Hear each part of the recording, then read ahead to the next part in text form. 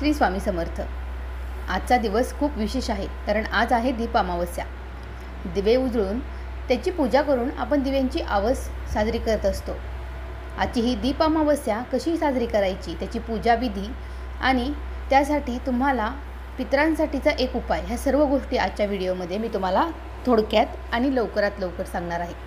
त्यामुळे व्हिडिओला शेवटपर्यंत नक्की ऐका।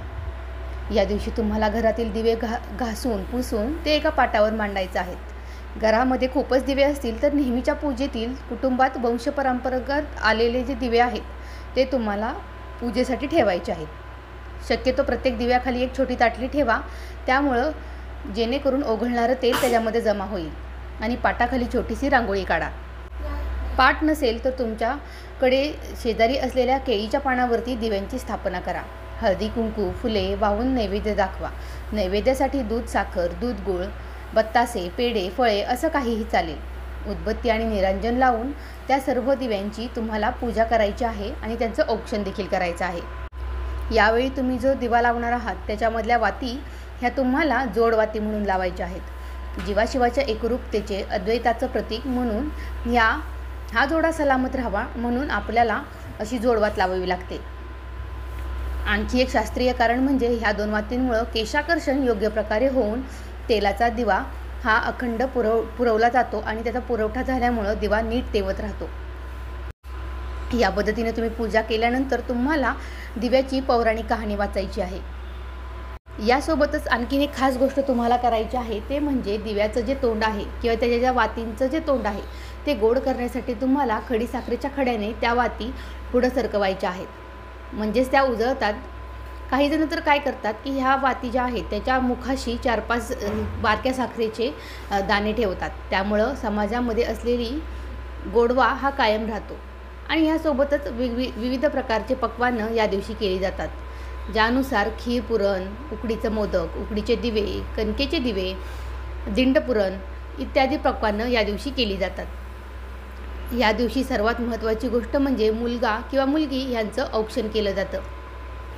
प्रत्येक पूजेमध्ये आपण देवासमोर निरांजन लावतो, परंतु दीप अमावस्या हा सणच दिव्यांचा आहे, म्हणून या दिवशी आपण त्या दिव्यांची आरती आणि पूजा करत असतो।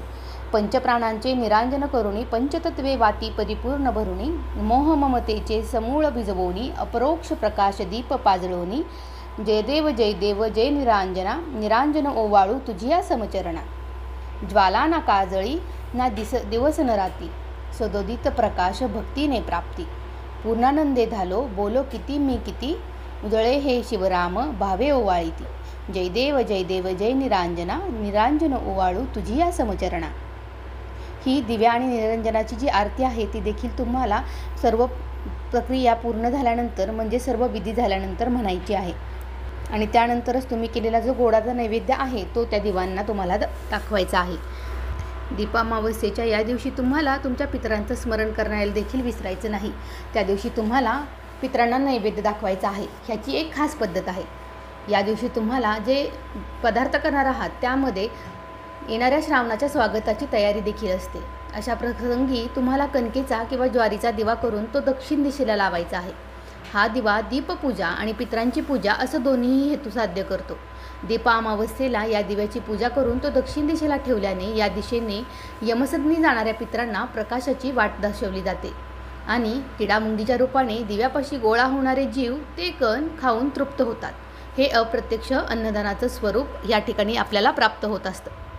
आता ह्यासोबतच तुम्हाला जे काही महत्त्वाचे उपाय करायचे आहेत ते आता मी तुम्हाला सांगणार आहे।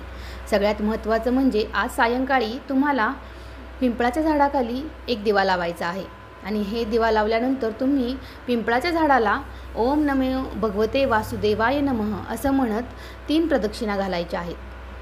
त्यानंतरचा दुसरा महत्त्वाचा उपाय म्हणजे तुम्हाला कुत्र्याला पिठाचे गोळे खायला घालायचे आहेत। यासोबतच तुम्हाला काळ्या कुत्र्यासाठी एक चपाती देखील करायची आहे आणि ती त्याला खायला घालायची आहे। तिसरी महत्त्वाची गोष्ट म्हणजे तुम्हाला माशांना पिठाचे गोळे करून खायला घालायचे आहेत।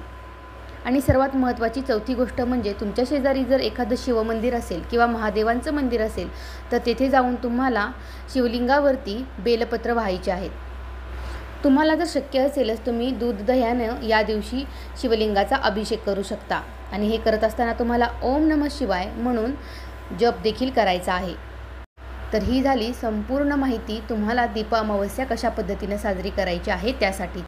तुम्हीही आणखीन दीप अमावस्या ह्याआधी कधी साजरी केली नसेल आणि पहिल्यांदाच करणार असाल तर हा व्हिडिओ खूपच खास ठरणार आहे. त्यामुळे व्हिडिओला जसं सांगितलं आहे त्या पद्धतीने पूर्ण पूजाविधी करा आणि तुम्ही देखील दीप अमावस्या साजरी करून भगवान महाविष्णूंचा आशीर्वाद प्राप्त करून घ्या. व्हिडिओ आवडला असेल तर आपल्या चॅनेलला लाईक आणि सबस्क्राईब देखील करायला विसरू नका. श्री स्वामी समर्थ.